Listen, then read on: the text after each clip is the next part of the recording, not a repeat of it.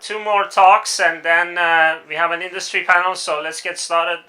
So we can get all to dinner at some point today. I'm actually the next speaker. So I'm Ali Fatemi from Kennedy Krieger. I'm one of the members of ALD Connect. These are my disclosures, just for full declaration of conflict of interest. I am part of the patent of the technology that I'm going to be talking about here.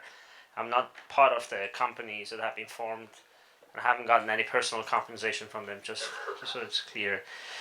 So I'm basically here to present more or less other people's data, so you can blame it all on them. But one of the platforms of drug delivery that has been often utilized is basically using vehicles that allow targeted delivery of drugs into the central nervous system. And I have presented some of this data before, so I'm going to try to keep that part short and just give you an update.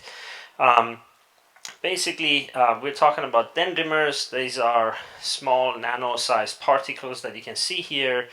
And these particles, you can load them up with drugs that would be more or less like Christmas ornaments sitting on top of a Christmas tree. And this technology was brought to Johns Hopkins about 7 or 8 years ago when this power couple was recruited, the Cannons, Sujata and her husband. She's a pediatric ICU doctor, and she's been here before, and her husband is a chemical engineer. So they have been using these dendrimers as a drug delivery platform now for over a decade.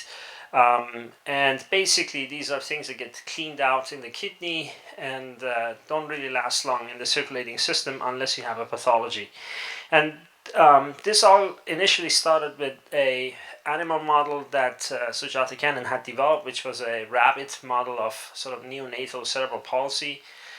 Basically, she would inject an endotoxin into the womb of the pregnant rabbit, and then their offspring would be born and have spasticity. And they had brain lesions, white matter lesions that we see common in kids with sort of perinatal brain injury. And then when they injected these rabbits with this dendrimer product into the vein, so systemically, what they found out was that in a control animal, most of that dendrimer would be secreted through the kidney, and that's what you see. Oops. Is this? Okay, never mind. So you would see on the left side, the big bar, that's the kidney. So most of it is secreted in the urine. And there is very little in the brain. That's blue is the healthy rabbits. You see basically not much of the drug being detected in the brain. But when you look at the sick rabbits, you see that big red bar. Okay, what did I do wrong? Oh, no, never mind. I'm still Generation X. I'm not a baby boomer. But so this is a sick animal, and we see that in a sick animal it would accumulate in the brain, and then when you look specific into the brain, you see that it really accumulates in the lesion area. So this is the lesion, the white matter lesion, and the red dots are basically this dendrimer product. So it seems like it's getting injected intravenously and making its way into the brain selectively into targeted cells. And then they explored that further and saw that the cells that are really taking up these dendrimers, which is now labeled green in this picture, were primarily microglia and some astrocytes. And that would not be the case in the control animals, but only in these injured animals. So they then went further and treated these animals using these dendrimers and conjugated a potent antioxidant called N-acetylcysteine. We're going to just call it NAC from now on. And we know that N-acetylcysteine has protective effects, but you need really high doses in this particular model. And they basically showed here that with about a 1/20th of the dose that they were using, if not less, they could even achieve basically protection of the white matter injury. And so at that time, Dendrimer and acetylcysteine was the drug that they wanted to pursue further. And they came to Hopkins, and there was just a paper a couple of years earlier that had been published that N-acetylcysteine would improve the survival, although not neurological function, in boys with late bone marrow transplantation with ALD that came from Troyland and the Minnesota group. So the question that came up, well, could we use this drug for ALD? And of course, the first thing you usually do is you look at a mouse. and I just cannot stand the ALD mouse. This is a very resilient creature, and kind of blame it on Dr. Pujol, who originally described the phenotype of this mice, claiming and showing basically that there's neurological deficits, but you gotta wait until they're really old, like your great-great-grandfather's age, kind of age. So, and the only phenotype that they, so far, at least as far as I know, produce, unless Stefan disagrees, is an AMN phenotype. They do not develop the childhood cerebral phenotype. So initially we thought that that wasn't a great model to really explore. So we ended up switching to cells, and you've seen the picture of this guy before. So before he was doing imaging, he was in the lab as a graduate student. This is Bella Turk, Dr. Turk. And we basically took macrophages from ALD patients, and we had essentially different groups. One group was healthy people, mostly lab members, just for full disclosure. One group was heterozygotes, so AMN women. One group was male AMN, and one group was cerebral ALD patients. And actually, a couple of these were kids, but 3 of them were adults. And when we look at these cells, so we can grow these cells in the dish. So these are macrophages. These are the usual inflammatory cells that then basically can also become microglia in the brain. And when we look at these cells as inflammatory response at baseline, we see that at baseline, baseline is that black bar. They all look the same. There isn't really much of a difference in the inflammatory markers, except that they already express less of an antioxidant capacity in cerebral ALD. But then when we take these cells and we stimulate them with very long-chain fatty acids, we see that that results, specifically in cerebral ALD, in an inflammatory response by releasing TNF-alpha and glutamate. And we could see that there was a dose-dependent decrease of this response when we treated them with DNAC. So basically what we showed here was that DNAC was able to essentially restore the pro-inflammatory response of these cells, and also restore the oxidative stress that was present, or the antioxidant capacity in these cells. So given these findings and the rabbit model, a company was founded, and this company is Orpheus, and these are now the next 6 slides as an update as to what has happened with this compound. The CEO is about to take a plane. He sits in the back, so you can blame it all on him. But I appreciate that he shared the slides with me, so this is really his slides. So basically, this product is now called Opie 101. So that's the same thing that I just called DNAC. And a phase 1, first-in-human, healthy control pharmacokinetic study was already done. There were 2 cohorts. One cohort got 20 milligram per kg. One group got 40 milligram per kg. Small study, just a single dose again, 4 subjects per each cohort. And essentially, altogether, they collected data over 15 days. And so in healthy people, based on the animal data, the expectation was that this thing is just going to go to the kidney and get cleaned out. And that's basically what was observed. What was observed was that the half-life of this drug in a healthy person is quite short, 5.5 hours, and is fully cleared within 24 hours. Almost all of it was cleared through the kidney. There were no serious adverse events, no really real adverse events, aside from some proteinuria seen in the patients that got the higher dose.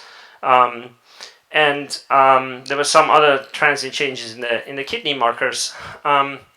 Based on this half-life and these observed phenomenon, and the fact that IV is probably not a great way of delivery, the company then looked further to see if they can develop a subcutaneous form of this to have a slower release and also have it last longer in the system and also blast the kidneys less. And so this has been meanwhile developed, this formulation. It's already GMP manufactured and is basically sitting waiting to be given to patients. There's a plan for another phase 1 study with this subcutaneous form to be done in the first quarter of 2020, hopefully. And again, this is not my words, this is Orpheus's words. At the same time, there has been a concern that while you guys showed in animals that this thing is going into the brain, do you really have any evidence in patients? We need to have evidence in patients. How do we do that? So one way to do that is to tag the dendrimer to something that allows you to see it in vivo, in a living person. And so there is a methodology called PET scan, which is very commonly used in Alzheimer's and Parkinson's and so on, where you basically do a radio labeling with F18. And so there is a new product now called Opie 801, which is basically the Dendrimer without the N-acetylcysteine, but just labeled with the F18 to make it visible with the PET scan. And so the F18 decay time is really quick. So within a couple hours, basically, it's gone. You don't really see much of it. So you would get an IV injection, go into the PET scan, take pictures of the brain, see does it get into the brain or not. So you would basically get a signal similar to this to see does it actually get into the brain or not. And that's sort of a proof of concept. If it doesn't get into the brain, we probably don't need to think about this much further. So this is something that's being developed right now. There have been some rat model studies that are being investigated, a non-ALD model, the Parkinson model. But the idea is to go into a clinical trial and basically do this in parallel to the other study, the subcutaneous study. This is just to proof of concept that it's getting into the brain. And that's hopefully going to be happening in the second quarter of 2020. And so basically, in summary, there is a phase 1 study that was already done. There is another phase 1 study that will come with the subcutaneous formulation. And then there will be a phase 1 study to do the PET imaging to see if this thing actually gets into the central nervous system. And then hopefully, if all these work and there are investors, the company will then pursue a phase 1, 2, 3, an actual efficacy trial, basically later in 2020. Hopefully that will happen. So that's as far as Orpheris and DNAC is concerned. But the problem with that is that N-acetylcysteine may not necessarily target adrenomyeloneuropathy. It's sort of the idea of an anti-inflammatory, antioxidant, and in AMN at least we feel like there is probably some dysregulation of the inflammatory response, but it's more a neurodegenerative process. And so many years ago, before Dr. Kemp, he was a graduate student at the Kennedy Krieger Institute and actually had a paper in Nature that looked at a drug called 4-phenolbutyrate, which is a very potent peroxisome proliferator. And he did mouse studies where he showed that by giving these mice really high dose of 4-phenolbutyrate, we could decrease the very long-chain fatty acids in the nervous system. And so it had kind of fallen off the radar, mostly for two reasons. Even though it's FDA approved, for ALD based on those mouse studies, you would need unbearable doses of this drug, and it tastes really nasty, and it would just be really hard to do this as a clinical trial. So even though Stefan and Hugo were talking about this in the early 2000s, they decided not to pursue it really further. But then with the emergence of Dendrimer, we were at a meeting, at an ALD Connect meeting a few years ago, and in the CAP, Stefan threw that out, that we should look at this again. So he takes all the credit for it. But there was a person in Canon's lab who was a postdoc who's unfortunately gone. She's back to Turkey. Dr. Kirk was great. And so she was a chemical engineer, and she then went on and developed a Dendrimer 4-phenolbutyrate conjugate, where you would have a rapid release phase within hours, within basically less than an hour, and then have a slow release over the course of about 2 weeks of the rest of the drug. So it's sort of a rapid release and sustained release form of this drug.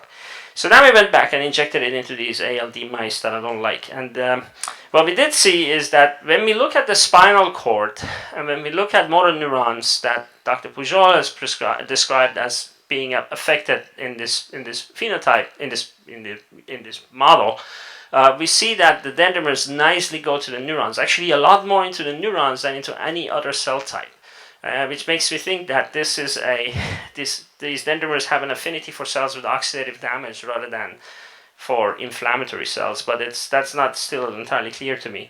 So we were lucky because there are two great foundations that have been sponsoring our research, Brian's Hope and Run for ALD, and through their fundraising efforts I was able to basically sign up Dr. Mertz, who has relentlessly worked for the last, I don't know now, almost 4 years on this project. This project, summarized in one slide, is a pain in the neck. So this was basically an initial study because these mice don't get sick until they're really old. So we had to treat them for a whole year. And it's painful to treat mice for a whole year because basically you don't have enough mice at any given time. You have to breed, so you start that. So it basically takes like 2.5 years. So we did the first study where we treated mice starting at 7 months with a dose of 50 milligram per kg of Dendrimer 4-PBA, which is the Dendrimer weight included. And then we kept doing behavioral studies every month. And at 17 months, these mice still looked pretty much the same as their healthy litter mates. And also we didn't see much of a drug effect. So we said, okay, let's increase the dose for a couple of months, and then we assessed them at 19 months. The second data set, because this was all messed up, is okay. Well, let's start again a new set of mice. And we ended up starting at 12 months just because we felt that we don't need to go that early, and that was probably a fatal mistake. And again, monitor them all the way until 19 months, but with the higher dose, the same dose that we only used for the last two. And then at the end, we also did a dose response study. So what did we find? Well, from a behavioral perspective, in the first round, so in this round, we saw something really interesting. We started seeing that, so here's 3 bars, a little confusing, but white is sort of the normal wild type, so these are control mice. The gray are the ALD mice, and then this stripe thing is ALD mice with the drug. And you start seeing that somewhere around 17 to 18 months, as previously described, there starts to be a subtle difference between in the rotor rod performances, is how long these guys can run on a wheel. And you see that the ALD mice started dropping, and then with the drug, it looked like it was pretty clear that the drug seemed to normalize that. In each of these groups, there were about 8 to 10 mice. So this was a decent sized study. But we did it again anyway. And so when we did it again anyway, we even saw a more pronounced effect. And so we basically came into the conclusion based on these 2 sets of studies that whether we did the higher dose or lower dose, we were getting improvement in behavioral phenotype. Some of the other described phenotypes we just don't see. I gave up on it. I think I'm blind. But then we started looking at very long chain fatty acids. Said, okay, what happens with the very long chain fatty acids in the spinal cord? Are we decreasing that? And in the first data set, it looked amazing. It looked like we had the wild type, we had a knockout, and then we had the treated mice. We fixed the mouse, and or at least significantly improved the very long chains. And then we did this, and the second set, we don't see any effect. I went back and I made them do it like 4 times, I think, and you know, they really must have annoyed Ald Mouse because we kept doing it, and this is accurate, and this is true findings. In the second set, the very long chains are not affected. The same area in the spinal cord, same drug. We have looked at the drug multiple times to make sure with HPLC and NMR to make sure that it's not somehow messed up. It's not an abnormal stock solution or anything like that. It looks like they're identical. So we did a dosing study, and in the dosing study, we have these various doses, and again on the C26 we didn't see much of an effect, but when we looked at C26 lyso-PC, and this was only 8 weeks in the dosing study, where we would expect lyso-PC potentially changing earlier, there does seem to be a little bit of a dose response, but then it gets confusing because as we get to the higher dose, it seems like it's going back up again. So I'm not really sure what we're looking at here. Part of the problem is that we talk about targeted delivery of a drug. So if it's actually targeted and it's getting into the neurons, well, where is most of the very long chain sitting? It's sitting in the myelin sheath. It's not sitting in the neurons. So it may be that the very long chains actually don't change, but the one readout that we have is the behavioral readout that in 2 different data sets is holding up.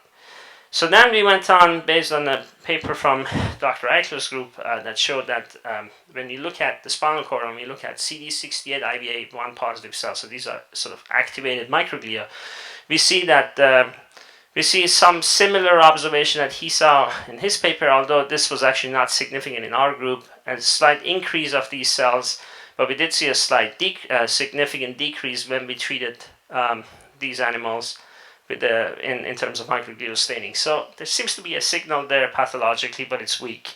So in summary, at this point, and we're going to look at this a little more, is that basically the Dendrimer can target the spinal cord motor neurons in the mouse. The Dendrimer 4-PBA seems to improve the rotor rod testing in 2 different data sets. But then there is this issue with the very long chain fatty acid and dose dependency that's really confusing. And I'm just being honest. I could just show you the first data set and be done. But I'm not going to do that because we follow the trial. We have to be honest about this. So the the other thing is that it seems to have an effect on the treated mice. So I could stop here, but I have about 4 or 5 other slides.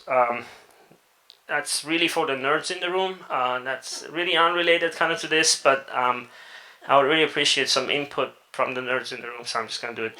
So as part of this whole thing, we did an RNA-seq study. So what does that mean? So we looked at the expression of all the genes in a bunch of animals, and we actually are doing this including the DPBA group, but we haven't looked at the DPBA group really yet. So this is just showing you a small study, 5 mice that are ALD and 5 mice that are wild type when they are your grandfather's age at 20 months old. And so we basically looked at the genes, and not surprising because this has been already done by Aurora Pujol in the past and others, is that there are obviously many genes that are changed in ALD. So everything that's sort of pink is upregulated, everything that's green is downregulated, and we see a whole cascade of many genes that are partially upregulated and many genes that are downregulated. These are different pathways. This looks kind of like, yeah, okay, well, there's a whole host of things. And so we then started looking at pathways a little more, and one thing that kind of stood out was lysosomes, which we hadn't paid attention to before. So we started looking at the data in a different way. So for instance, you can do this. There's a really nice software called Cake, and then you can visualize. In this, you see the oxidative phosphorylation cascade of mitochondria, and all the genes that are upregulated are red, and all the ones that are downregulated are green. And we see lots of genes that are being downregulated, and that's again what Aurora Pujol had previously reported, that in mitochondria there is basically decreased mitochondrial activity in or oxidative phosphorylation in ALD.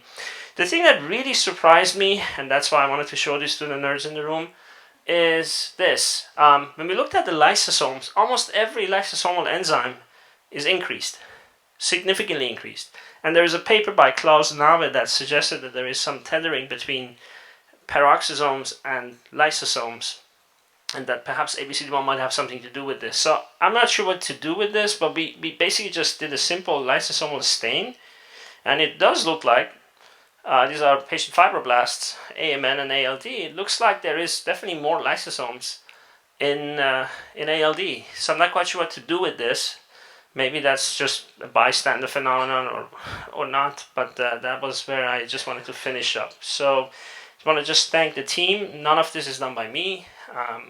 So we have a big team at Kennedy Krieger, and then this wouldn't happen without our funding organizations. Thank you.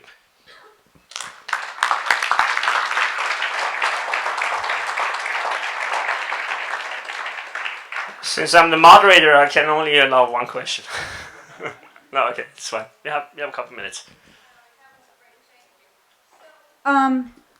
Temper my optimism if you have to. But with the Ophirus drug, if I understood correctly, you saw efficacy in the mouse model and safety in the human. So what's the next step? And is my conclusion correct, or did I space out during the talk? Which drug are you referring? There are 2 drugs, right? So the first one is a DNAC. The DNAC, yeah, the DNAC. So DNAC, we have efficacy data in human cells, right? And basically no mouse data for ALD. What we do have is multiple other inflammatory models, either neonatal or pediatric, where the DNAC accumulates in microglia in the CNS and seems to reverse the inflammatory process. And that's why if the PET study shows that it is in ALD, so the PET study would be done in adult cerebral ALD, would inject a man with adult cerebral ALD, see does this thing get in? If it gets in, based on all the existing other models, animal data, and based on the macrophage data that Bella got, it would be very rational to think that it may have an effect. Okay, so the next step is the PET study. Right. Thank you.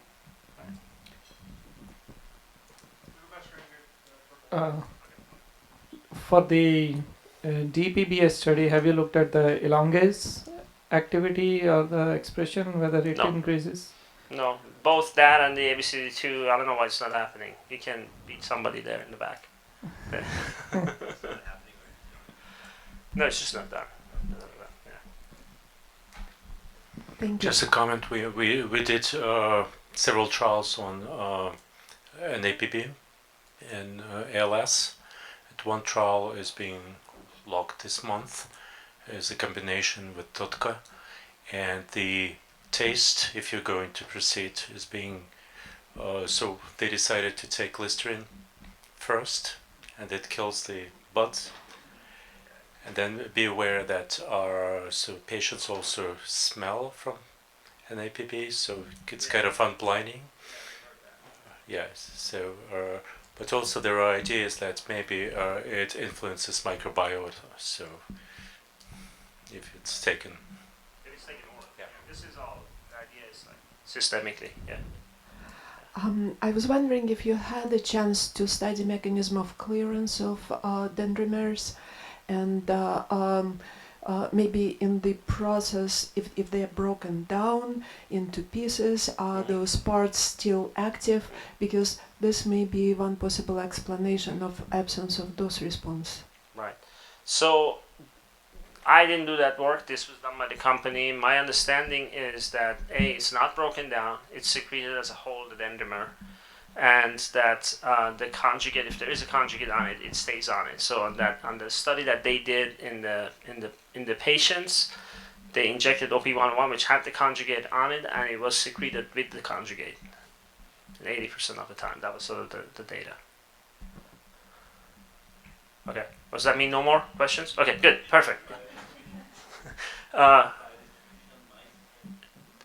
In our mice, no. But this has been done extensively. Well, we have a little bit. So with the animals that got treated for a year, I do see some dendrimer accumulation in the Kupffer cells in the liver, which is again not super surprising. And then with the high dose, you see it in the renal tubuli. And this has been seen before in the rabbit model as well. In the rabbit model, that was the only thing that was reported. But the Kupffer cells we saw in ALD, and I'm not surprised, honestly, that in phagocytic cells, we're giving them really high dose with the 4-phenolbutyrate. That's a much higher dose than what they're planning to do in the patients. Yeah. We haven't looked in the mouse at the heart, but in the rabbit model, every organ has been looked at.